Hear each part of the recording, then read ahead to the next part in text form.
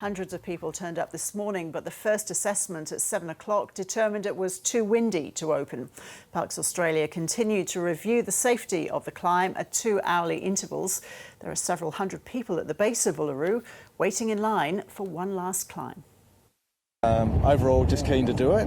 We didn't really aim to be the last day. It just worked out the only day that we could actually do it over this last month or so. It'll go down in history, won't it? And we'll be here for it, so why not? Climb it. Never done it. Hopefully we'll get to the top and we can say, yay, we did that. Now this is like money. And why you want to store it away? I don't understand that. Would you have come here anyway, though, if you couldn't climb it? Sure. No? Sure. I don't think so. I came here just to climb it, yeah. Park rangers have spoken this morning, saying it's an important day for Indigenous people. It's rather emotional.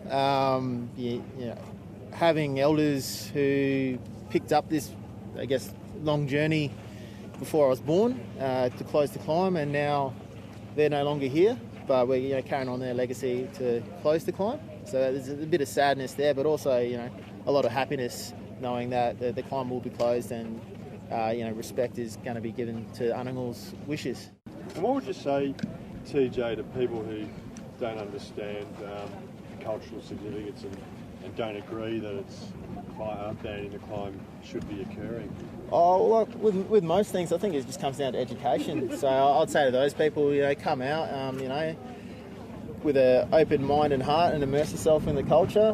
We do guided ranger walks as well. There's a whole range of cultural activities within the park that they can participate in. And the more they learn, the better they're going to understand things. And it'd be like me if I went to a different country and did something I didn't know was wrong.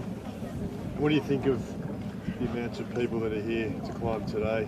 Oh, it's... Which is something that you obviously don't think should be happening. Well, at the end of the day, respect is a choice. Obviously, it's disappointing, but compared to the school holidays, this isn't much, very large numbers, and compared to all the people in the park today, it's a bit of a smaller group than everyone else coming today.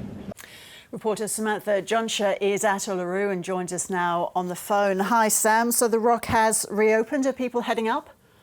The rock has reopened after a really long morning of uncertainty for people hoping to climb. Just after 10 a.m., rangers made the announcement that weather conditions were no longer too shaky to make the climb. And now I'm standing at the base, I'd say about 200 people making their way to the top. They've already actually reached the first summit and are almost out of sight. So when does it close for good?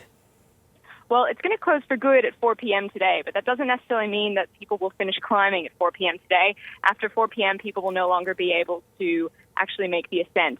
So the gate will close, and that will be the end, of the climb at 4 p.m. But people may come down after that and try and linger at the top for a while. And are Indigenous people gathering there ready for that final closure? There are a couple of people from the Mudajulu community here.